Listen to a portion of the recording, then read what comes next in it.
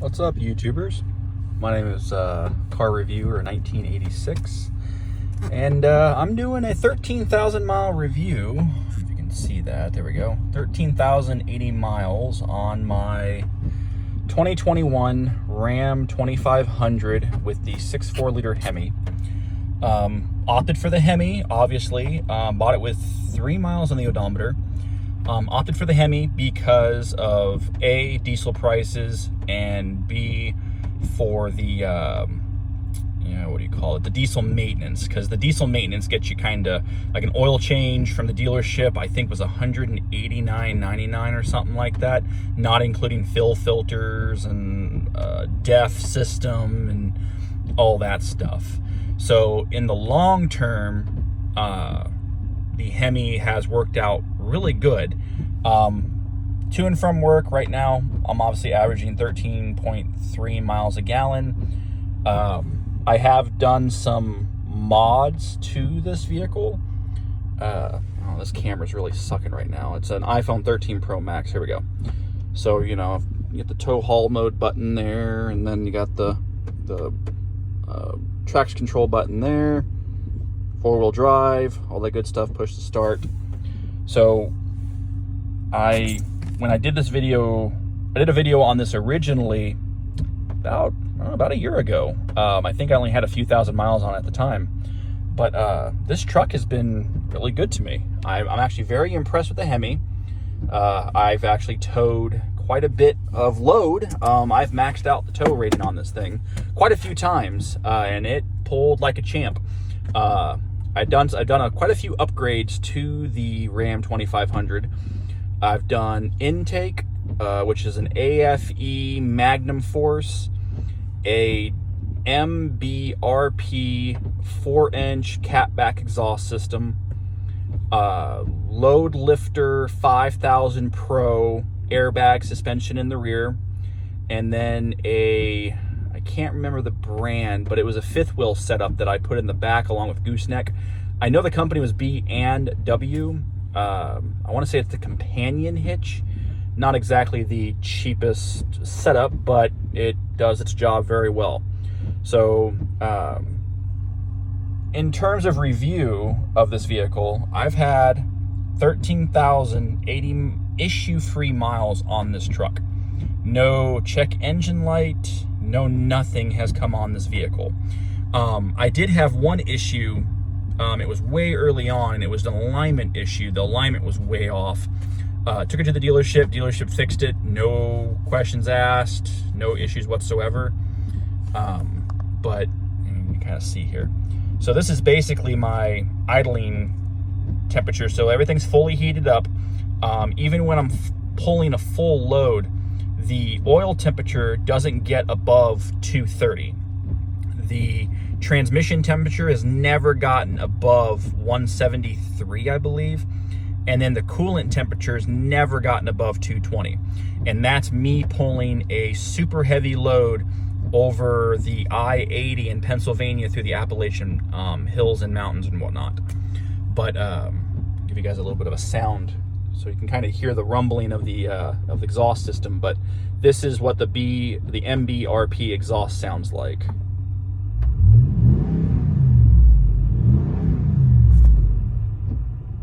Sounds very nice. I'm just got it put on yesterday. My neighbor's a certified mechanic, as am I. Me and him knocked it out together. It was actually, if it wasn't for the rusted bolts, it would have came out a lot easier.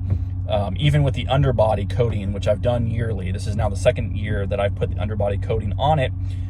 Still get a little bit of rust. Not anything crazy, but the new exhaust should last a lot longer. But I'm going to go ahead and shut it off. But overall, this vehicle has been great. Absolutely great. It's a little bit raining right now, so hopefully I can... Hang on one sec here. Pop the hood real quick on this thing. You can kind of see...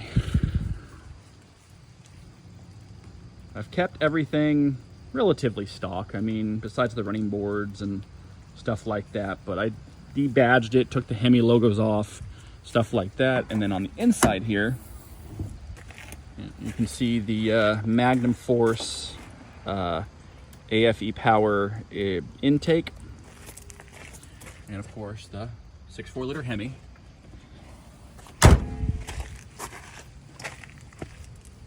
And then this thing, you can see here, this is the MBRP exhaust system.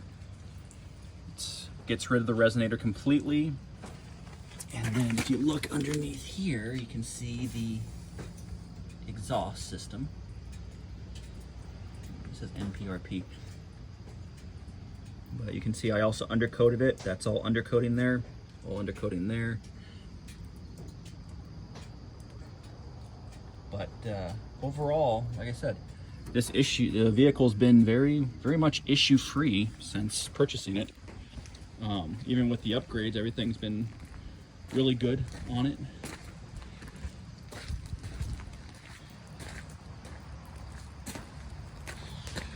And you can see the rear end. I did opt for the 3.73 exhaust or rear end on this, just because I don't do a whole heck of a lot of towing. I do tow that thing right there. Let me zoom in on it. That is a 2022 Salem Hemisphere 370BL, and then with the, get this thing zoomed back out here, and then that's the fifth wheel companion hitch that I use to tow it with. It's a very good hitch, very pricey, but like I said, when it comes to safety, like I said, I'm towing with my wife, my kids. I went ahead and spent the extra money because this thing's like, it's built to last. No rust on it whatsoever yet. I mean, it's a nice setup. And then you see the airbag suspension that I got in the rear. And as you can see, the truck is a year old, and like I said, I've undercoated it yearly. And I live in Pennsylvania, and there's no rust really anywhere. I know a lot of people are, they say at Ram and Dodge, they rust, which they're not wrong, they do rust. But I mean, as long as you put forth the extra effort and you undercoat it, I mean, I've seen Chevys with way more rust than this. And like I said, mine has no rust. It's been undercoated almost the whole life of it. The undercoating does last all year long. Water washes right off of it because of the oily residue, but it's well worth it. But if you're on the fence about buying a 2021 to 2023 Ram 2500, I would highly recommend it. I mean, especially if you're pulling. I mean, for a gasoline engine, it pulls really well. It does really well. The 6.4 liter that they put into this is mated with a ZF, 8 HP 7.5 ZF transmission.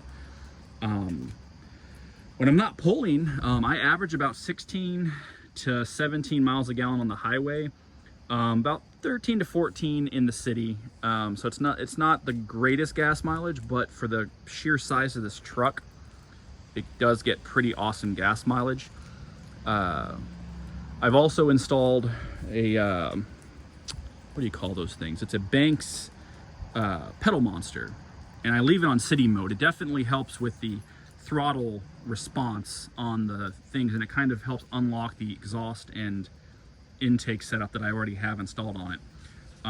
Without the pedal monster, it would be, let me see, I believe this vehicle comes stock with 410 horsepower. I'm kind of just grasping here. I'm thinking it's 410 horsepower and 429 foot-pounds of torque. I can say with the intake by itself didn't make a huge difference. It definitely made it a little more responsive on the throttle, but the exhaust system, these Hemis need to breathe. I wasn't aware of that until I put the exhaust system on it, and now that it's straight through, I kept the cats. Everything's carb compliant. Everything's emissions compliant. The company that I bought them from is MBRP, which I believe has a carb certificate for the California Air Resource Board. I don't live in California, but my truck is carb certified. So I was wanting to keep everything carb legal. The only thing that did not have a carb number on it was the AFE intake, but it is federally emissions compliant. It's not carb compliant, I guess, when it comes to inspections in California. So if you live in California, I would not recommend getting the AFE Power Magnum Force. I don't know if they have I think the K&N is carb compliant. Don't quote me on that though. I'm pretty sure the K&N is carb compliant. So, you know, when it comes to emissions, like I said, I don't want to create more emissions than legally I need to. But hopefully Ram comes out with a good hybrid 2500, 3500 with their new that new inline 6 twin turbo. Apparently they got like 510 horsepower, if I'm not mistaken. And then that's not even including with the hybrid setup. I believe the horsepower can get as high as like 600 plus and get better gas mileage than what I'm currently getting. So, but overall, like I said, if you're in the market for a heavy duty truck, Ram 2500, 3500, I would go with the Hemi over the diesel just because of maintenance costs. That's just me. And plus I didn't want to spend the extra $10, $15, $20,000 to get a diesel in this. Plus, if you get the diesel in the 2500, you lose out on a lot of payload. I believe the payload goes, so like this thing's payload is 3,166 pounds. If I would have gotten the diesel version of this, the payload would have gone down to just over 2,000. And I guess the reason for it is because the diesel engine is ridiculously heavy, and because it's heavy duty. The Hemi is heavy, but not near as heavy as the diesel engine. But the Hemi can move, the Hemi can pull loads up and down hills, no issues. The ZF transmission does things flawlessly. It downshifts, upshifts like it should. No issues whatsoever, nice and smooth. And then I also noticed once I opened up the exhaust system, it's definitely increased the amount of torque available to the wheels, because now it's like the engine just breathes better. I mean, and with Hemis, and I think even with the Ford, the 5.0 engines, they got to breathe. If they're not breathing right, you're not unlocking their full potential when it comes to horsepower, torque, and even MPGs. So, like I said, I just installed the exhaust yesterday, and I have noticed, even with me rodding it a little bit to listen to the exhaust, I've noticed about a mile per gallon more on this than compared to before the exhaust system was installed. So, and everything was relatively cheap on the upgrades. Intake was $363, if I'm not mistaken. And then the exhaust system, the full exhaust, was $413.99. And you can find all that stuff online. I'm not sponsored by any of these companies. They didn't give me any money off whatsoever. Though they were it was between them, SNB, Filters, and I believe K&N. I'm not a huge fan of K&N. Ram actually recommends using a non-oiled filter. So that's why I went with the Magnum Force with the dry filter, just to keep everything warranty compliant, because I guess as soon as you use an oil filter and it clogs up like a sensor or something like that, you're not getting any warranty for that specific sensor. And the sensor can run, I believe they said $140 for the air temperature sensor. So I wouldn't recommend going with the oiled filters. They're pretty clear about that in the manual. But other than that, truck's great. Haven't had any major issues out of it, except the alignment when I first bought it. They fixed it under warranty, no issues whatsoever. And like I said, no complaints. If you're in the market for a Ram 2500, 3500 with the Hemi, you can't go wrong. I mean, these things pull, and they pull like a champ, and they handle like a champ. Leave any comments down below. Please subscribe to my channel. Like I said, I'm trying to get back into reviewing cars. I will be doing a review on a 2021 Jeep Grand Cherokee L that I've had for now almost 6 months. And then once I get that uploaded, hopefully you guys can watch it. That one's been a little bit of a problem, but I'll get into that when I get to the video. It's a good car. I love it. My wife loves it, but I love my truck. I'm a truck person, apparently. I didn't know it until I bought this thing. So yeah, love my truck. So once again, if you're in the market, Ram 2500 with the 8-speed ZF transmission, you cannot go wrong. And with a few minor upgrades, you can max out towing capacity and you can max out payload capacity without issue.